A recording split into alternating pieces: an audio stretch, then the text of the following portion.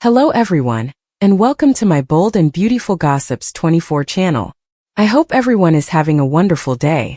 Before we begin, please hit the subscribe button and give this video a thumbs up. Eric Forrester had always been numerous effects to the people around him. Brilliant, stubborn, attractive, complicated. But recently, the word that kept circling in Ridge's mind was commodity, far less flattering. Jejune. Not in the sportful, fascinating way that occasionally made Eric endearing, but in the frustrating, fugitive way that left everyone additional feeling like they were being toyed with. Ridge had grown up watching his father avoid delicate exchanges, dodge responsibility, and cloak emotional trueness behind humor, silence, or unforeseen distractions. But this time felt different. This time the stakes were advanced, the pressure heavier, and Eric's turn down to simply speak plainly was tearing at the veritably fabric of the Forrester family. The Forrester manse, once a symbol of fineness and stability, now felt like a pressure cooker. Every room carried an unnoticeable weight, every hallway echoed with implied words, and every regard between father and son suggested at a storm that had been erecting for far too long. Ridge could smell it the moment he walked through the frontal doors that morning. The air felt thick, as if the house itself was holding its breath. Eric was formerly over, moving around with a forced sense of energy, humming to himself as he acclimated framed prints on the walls. Prints of once fashioned triumphs, family fests, and moments when everything sounded simpler. It was classic Eric jest. When effects got uncomfortable, he fascinated himself with the history. Ridge watched from a distance, jaw tight, arms crossed, his tolerance formerly wearing thin. There were questions that demanded answers. Important bones. And Eric's cheerful deviation felt less like innocence, and more like a deliberate strategy to avoid the verity. Ridge had tried to approach the situation calmly at first. He reminded himself that Eric was his father, the man who erected Forrester Creations from the ground up, the visionary who tutored him everything about design, ambition, and heritage. But respect only went so far when trust was being tested. Over the once many weeks, Eric had been acting strangely, uncommunicative phone calls, vague commentary about big plans, and a nearly theatrical turndown to address growing enterprises within the family and the company. Ridge wasn't just bothered as a son. He was bothered as a mate, a leader, and a protection of the Forrester name. The problem wasn't just that Eric was withholding information. It was how he was doing it. Every time Ridge tried to have a serious discussion, Eric would change the subject, crack a joke, or walk down entirely. It felt like dealing with a teenager, not the reputed primogenitor of a fashion conglomerate. Ridge could feel his frustration stewing beneath the face, hanging to boil over. He didn't want to fight his father, but he also wasn't going to be ignored. Eric, on the other hand, sounded nearly regaled by Ridge's growing agitation. There was an eye blink in his eye that suggested he knew exactly what he was doing. He moved through the house with an air of sportful riddle, as though the pressure itself was a game. But beneath that face charm there was commodity additional, commodity undetermined, commodity heavy. Eric wasn't just avoiding the discussion because he wanted to tease Ridge. He was avoiding it because he wasn't ready to face what it meant. For Eric, the history had always been a safer place than the present. He'd erected a heritage, raised children, survived dishonors, dolor, and backstabbings. He'd outlasted rivals and watched his family rainfall in numerous storms.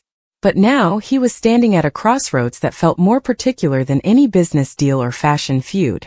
The questions Ridge was asking weren't just about company opinions or family matters. They were about Eric's choices, his intentions, and the future he was still shaping without anyone additional's input.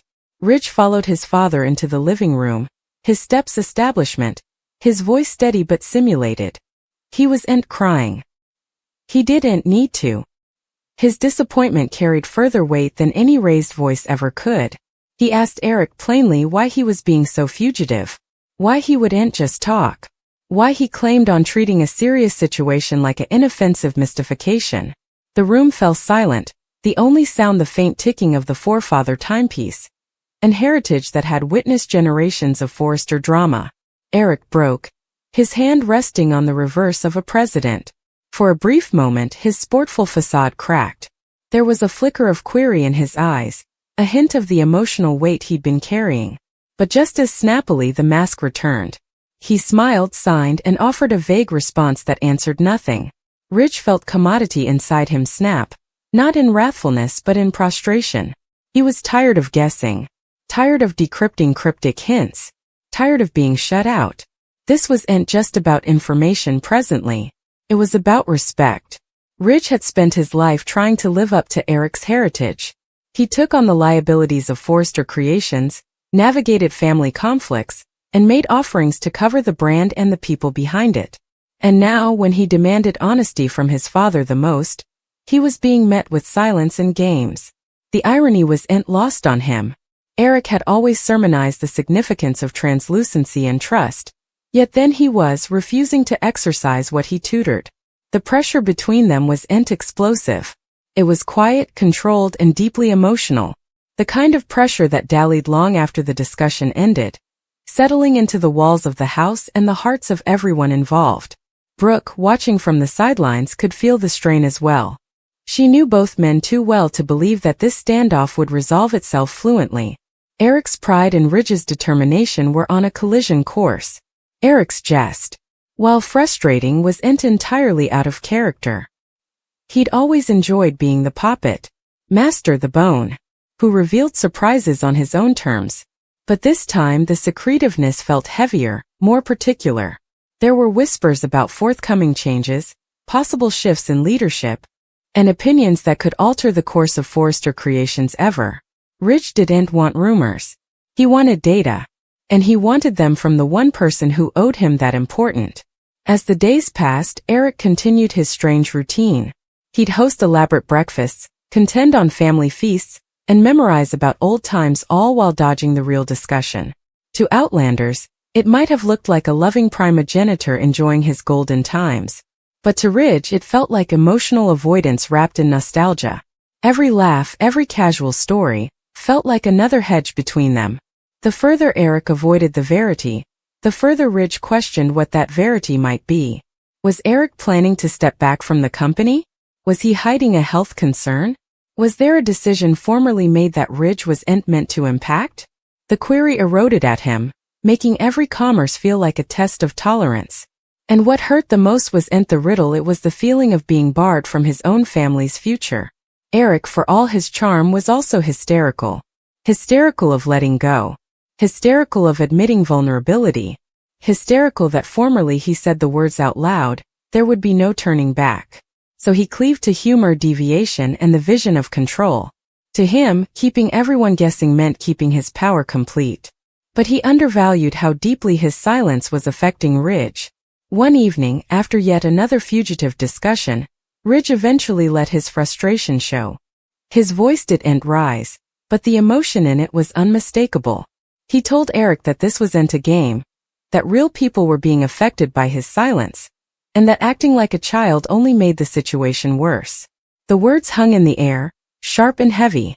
Eric looked authentically taken suddenly. Not angry, just wounded. Being called jejune wasn't commodity he was used to hail, especially from his son. For a moment the sportful primogenitor faded, replaced by a man defying the consequences of his own jest. The room felt lower, quieter, as if the manse itself were hearkening. Still, Eric didn't completely open up. He offered partial trueness, vague solace, and pledges of unborn exchanges. But the core issue remained untouched. And Ridge, despite his wrathfulness, knew pushing harder might only drive his father further into emotional retreat. What made the situation indeed more complicated was the participated history between them. Ridge flashed back the times Eric had been strong, decisive, and inspiring. He flashed back the assignments, the support, the moments of genuine connection. That history made the current distance feel indeed more painful. This wasn't just a disagreement, it was a fracture in a relationship erected over decades. As the family gathered for another formal regale, the pressure was insolvable to ignore. Exchanges stayed polite, but every smile felt forced. Brooke tried to lighten the mood, Steffi offered small talk, and Eric played the gracious host. But beneath the face, the implied conflict impended large. Ridge watched his father precisely, searching for any sign of sincerity, any hint that the verity was coming. But Eric remained fugitive, his words precisely chosen, his expressions guarded. It was like watching someone dance around a locked door without ever reaching for the key. The irony was that Eric believed he was guarding his family. In his mind, withholding information gave him time to prepare, to soften the impact of whatever was coming. He allowed. He was sparing Ridge from stress, query, and disappointment. But what he didn't realize was that his silence was doing the contrary. It was creating mistrust, fueling anxiety, and widening the emotional gap between them. Ridge didn't need perfection from his father. He didn't need everything to go his way. All he wanted was honesty. The conflict between Eric and Ridge wasn't about power or control, it was about communication. About a father who didn't know how to express vulnerability, and a son who was tired of being left in the dark. It was about the generational struggle between holding on and letting go, between authority and cooperation. As days turned into weeks, the pressure came a constant presence. Every commerce felt concentrated with meaning. Every silence felt deliberate. And every unanswered question counted heavier than the last. Eric's sportful diversions began to feel less fascinating and more exhausting. Indeed, those who formerly laughed at his capers started to notice the strain. The manse, formerly filled with lively energy, now felt like a stage where everyone was staying for the main act to eventually begin. Ridge, despite his frustration, no way stopped trying. He approached his father with tolerance, respect, and continuity. He didn't want to win an argument, he wanted to rebuild trust. But trust couldn't grow in the absence of verity. The question remained, why wouldn't Eric just talk? Was it sweat, pride, remorse, or commodity indeed deeper? Whatever the reason, the emotional cost was inarguable. A family erected on passion, creativity, and connection was being tested by silence. And in the world of the Forresters, silence was no way just silence. It was a storm staying to break. The longer Eric stayed silent, the further the silence itself came the loudest voice in the room. It followed Ridge far and wide. From the design office at Forrester Creations to the quiet halls of the manse late at night. No matter where Ridge went, the unanswered questions went with him. He tried to distract himself with work, throwing his energy into sketches, meetings, and product schedules. But indeed, the familiar meter of the fashion world couldn't drown out the frustration structure inside him. Every design he touched felt heavier, as if the query girding his father was percolating into every corner of his life. At Forrester Creations, the staff could smell commodity was out. Ridge wasn't his usual focused, commanding tone. He sounded distant, lost in study, and far less patient than usual. When Carter or Steffi tried to bring up long-term planning, Ridge's responses were brief and guarded. He didn't want to make pledges about the future when he didn't indeed know what his father was planning behind unrestricted doors. The company's direction had always been a family trouble, embedded in trust and collaboration. Now that foundation felt shaky. Eric, meanwhile, continued his routine of cheerful riddle. He arrived at the office with a confident smile, chatting workers with warm familiarity, praising new designs, and ignoring about the early days of Forrester Creations. To anyone watching from the outside, he looked like the same passionate author he'd always been. But those closest to him could see the cracks beneath the face. His horse laugh came a little too snappily. His stories felt precisely chosen. And every time the discussion drifted toward the future, he adroitly diverted it back to the history. Ridge noticed everything. The most painful part wasn't the secretiveness, it was the feeling that his father didn't trust him enough to partake the verity. Ridge had spent decades proving himself, not just as a developer, but as a leader and a son. He'd stood by Eric through dishonors, business pitfalls, and particular losses. He'd defended the Forrester heritage when others tried to tear it down. Yet now, when clarity signified most, Eric was treating him like a stranger. One autumn, Ridge set up himself standing in Eric's office, gaping at the framed prints on the wall. There were images of Eric with his children, his grandchildren, and his late woman. Moments firmed in time, landing grins, achievements, and recollections that felt nearly sacred. Ridge studied one particular print of himself and Eric from times agone, both of them holding fabric tapes, beaming like proud collaborators. That interpretation of their relationship felt distant now, like a memory from another continuance. The door opened and Eric stepped outside, his presence filling the room with familiar authority. He saluted Ridge casually, as if nothing were wrong. But Ridge didn't return the warmth. He stood there, arms crossed, his expression serious. This wasn't going to be another unconcerned exchange. Ridge told his father that the silence was hurting further than any bad news ever could. He explained that Query made it insolvable to plan, to lead, or to cover the people who depended on him. He wasn't asking for control. He was asking for honesty. Eric heeded still. His usual sportful address noticeably subdued. His eyes softened, but his mouth remained unrestricted. When he eventually spoke, his words were careful and subdued. He said he just demanded further time. Time to suppose. Time to prepare. Time to make sure everything was handled duly. Ridge felt a surge of disappointment marshland over him. Time was exactly what they didn't have.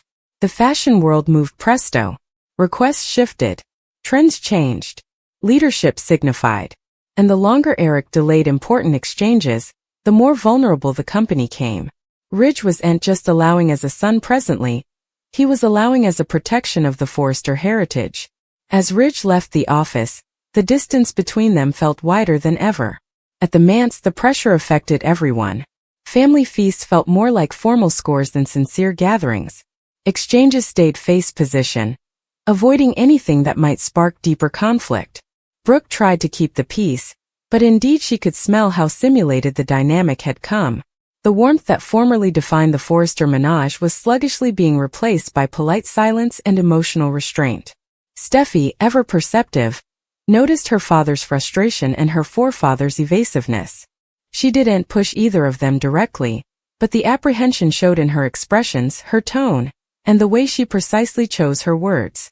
The entire family was walking on emotional eggshells, hysterical that one wrong comment might shatter what little balance remained. Eric, despite his outside confidence, was floundering internally. The verity he was avoiding wasn't just delicate, it was deeply particular.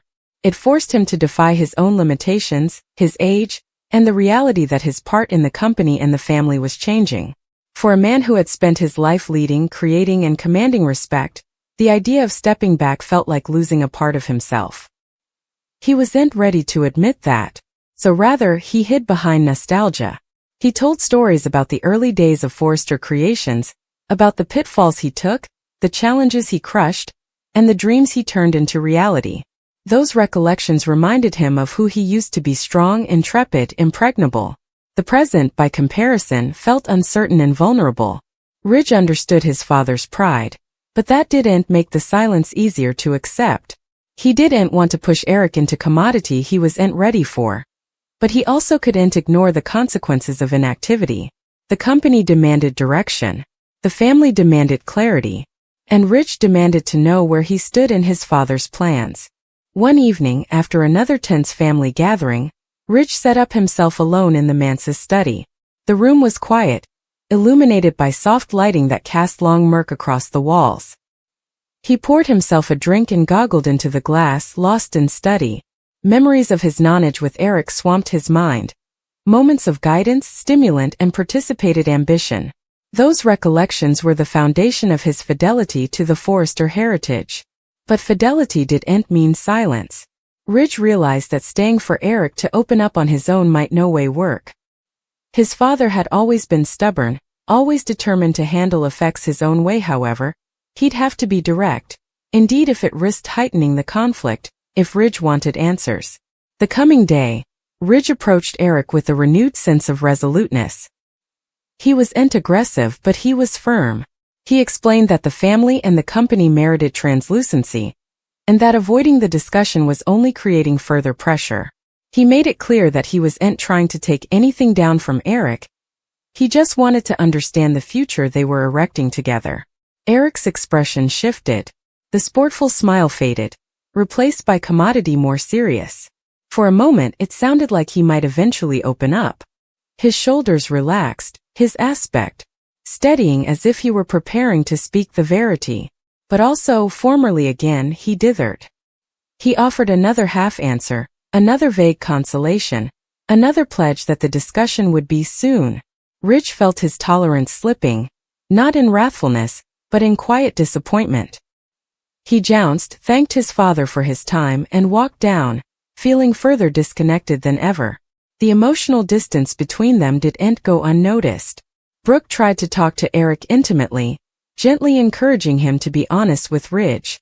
She reminded him that communication was the foundation of their family's strength. Eric heeded, but his response was conservative. He claimed he'd everything under control, indeed as his conduct suggested else. Brooke was induced. She had seen what implied pressure could do to connections. Secrets had a way of growing heavier over time, not lighter. And she stressed that if Eric continued to avoid the verity, the emotional fallout would be far worse than anything he was trying to help. Ridge, meanwhile, began preparing for the possibility that his father might no way completely open up. He concentrated on strengthening his leadership at Forrester Creations, icing that the company could remain stable anyhow of what the future held. He consulted with Carter, Steffi, and other crucial numbers, still buttressing the foundation Eric had erected. But no matter how busy he stayed, the emotional weight of his father's silence no way truly left him.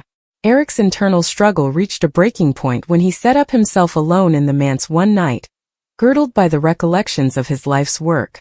The prints, the awards, the pictures, they all told the story of a man who had erected commodity extraordinary. But they also reminded him that nothing lasts ever. For the first time in a long while, Eric allowed himself to feel the fear he'd been avoiding. The fear of change. The fear of losing applicability. The fear of admitting that the coming chapter might not be his to write alone. He realized that by refusing to talk, he wasn't guarding his family, he was segregating himself from them. Still, the words felt heavy in his throat. Admitting vulnerability had no way been his strength. The coming morning, Eric approached Ridge with a soberness that incontinently caught his son's attention. There was no sportful smile, no deviation, just a quiet determination. He didn't reveal everything, but he conceded that the situation was more complicated than he'd let on. He admitted that change was coming, indeed if he wasn't ready to define what that change looked like yet. It wasn't the full verity, but it was a step forward. Ridge appreciated the trouble, indeed if it didn't completely satisfy his need for clarity. He could smell that his father was eventually beginning to defy the reality he'd been avoiding. And while the query remained, there was at least a sense of movement where there had formerly been recession. The emotional pressure between them didn't vanish overnight. Times of habit, pride, and implied fears couldn't be resolved in a single discussion. But the shift was conspicuous. Eric came slightly more open, slightly lower fugitive. Ridge, in turn, came more patient, fading that his father's silence was embedded in commodity deeper than simple intransigence. The Forrester family continued to navigate the delicate balance between history and future, tradition and change, authority and collaboration.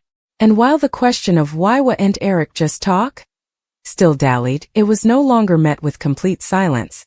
Rather, it was met with conservative honesty, emotional growth, and the slow, delicate process of rebuilding trust. Because in the world of the Forresters, communication wasn't just about words. It was about heritage, love, and the amenability to face uncomfortable trueness together.